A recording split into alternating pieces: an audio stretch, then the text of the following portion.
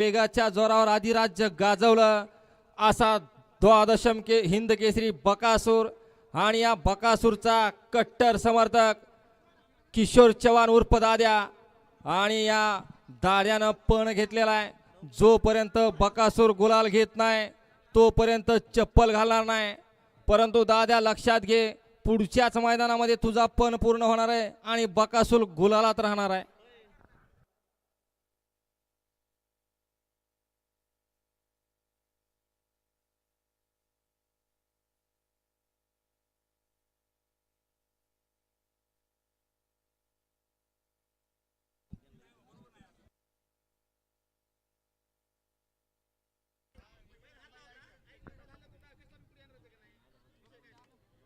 हा या मागे या।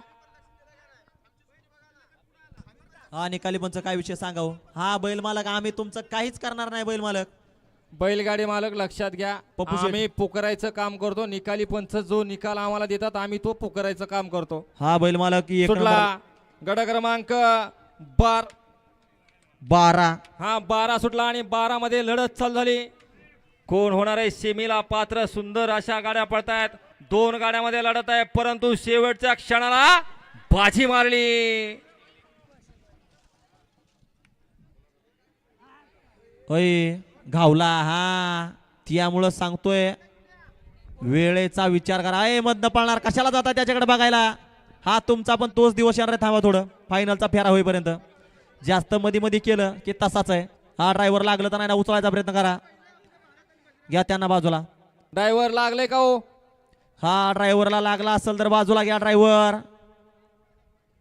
पप्पू शेठ 9चा निकाल पुकारायचा आहे का?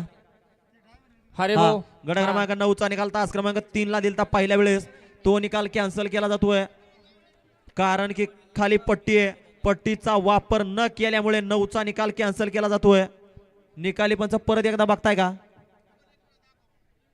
हा निकाली पंचांनी दिला निकाल तास क्रमांक 9 वरून धावली गाडी। गाड्या सॉरी सोडल्या तास क्रमांक 6 वरनं धावली गाडी। संत सेवालाल महाराज प्रसन्न दगडू राठोड यांचा आदत किंग बजरंग आणि अशोक इंजे समर्थ इंगळे यांचा पब्लिक किंग कारगिल यांचं काळीज भारत